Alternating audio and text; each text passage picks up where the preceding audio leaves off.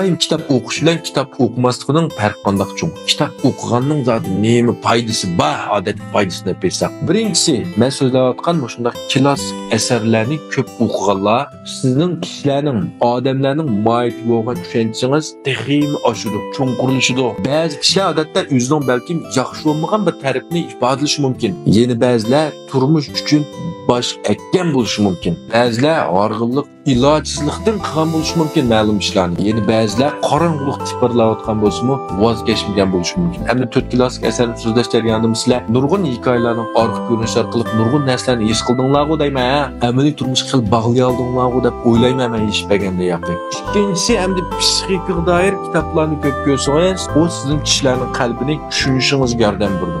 Hamda o'zingizni texnik uqdan yaxshi tushuna olasiz. Hozirgidek murakkab ishchi munosabatda ijtimoiy aloqada texnik munavvar, texnik yaxshi qila olishingizga ko'plab yordam beradi. Hech bo'lmasa o'zingizning psixikasini texnik yaxshilash, kayfiyatingizni yaxshi tutish qatorliqlarga cho'ng foydasi bor. Ya'ni o'zingizning eng yaxshi psixik doktori, psixik maslahatchisi ya'ni shu o'zingiz.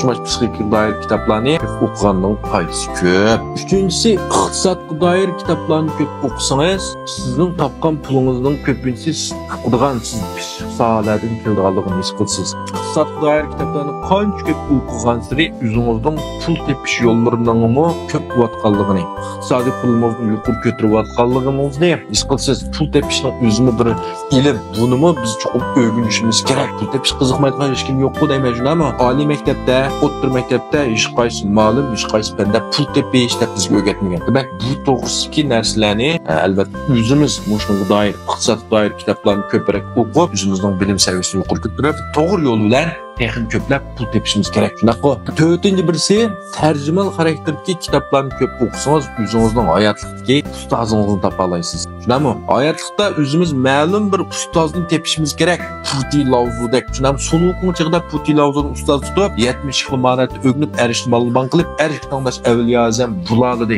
Hech bir qo'tim maymunchilikni bilolmaymiz biz.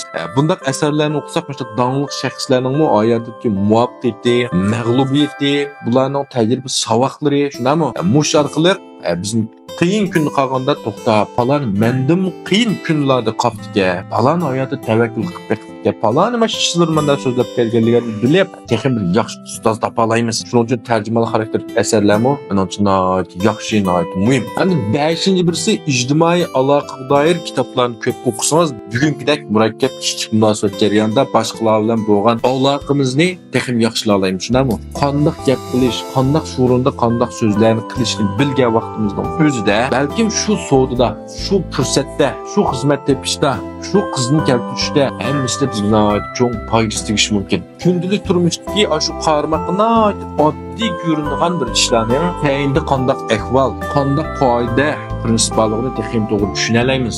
Qanday qilib jamiyatga, kishilarga texnik bo'lganda to'g'ri aktiv moslashishimiz, shunday kitoblardagi bilimlardan keldi deb o'ylayman. Hayotdagi tavsiya qilgan kitoblarning hammasi seri qarabudi bor. Hammasining kirasi haqsiz bo'lgan qilgan bo'lsanglar. Basmu intayin muvaffaq.